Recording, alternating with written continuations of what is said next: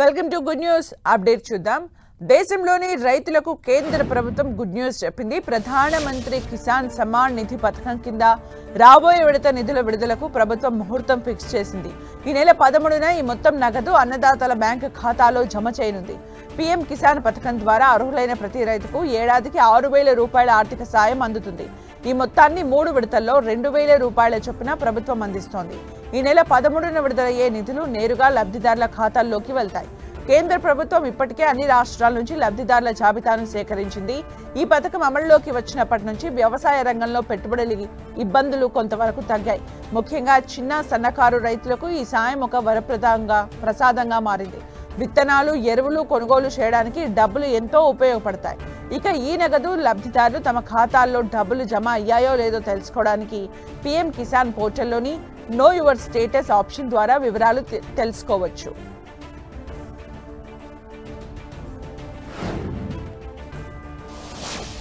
ఏపీలోని రైతులకు ప్రభుత్వం తీపి కబురు చెప్పింది. అన్నదాత సుఖీభవ పథకం కింద రైతులకు నగదు సాయం విడుదల చేసేందుకు ముహూర్తం ఫిక్స్ చేసింది. ఈ నెల 13వ తేదీన వీటికి రైతుల బ్యాంకు ఖాతాల్లో నేరుగా జమ చేయనుంది.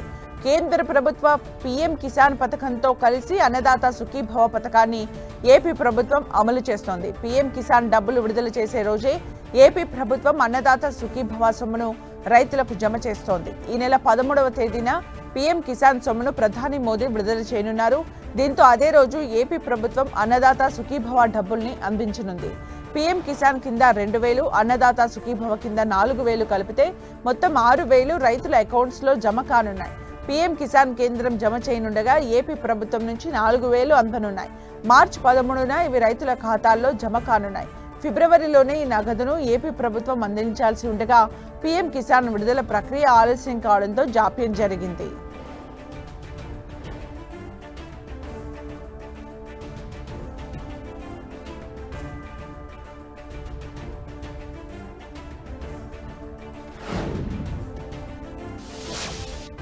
అస్సాం 2 తెలుగు రాష్ట్రాల్ని అనుసంధానించే అమృత్ భారత్ ఎక్స్ప్రెస్ రైలు ఎల్లుండి ప్రారంభం కానుంది. అస్సాంలోని ప్రసిద్ధ పుణ్యక్షేత్రమైన కామాఖ్య, చర్లపల్లి మధ్య స్లీపర్, జనరల్ 2nd క్లాస్ కోచ్లతో ఈ రైలు సేవలు అందించనుందని దక్షిణ మధ్య రైల్వే తెలిపింది.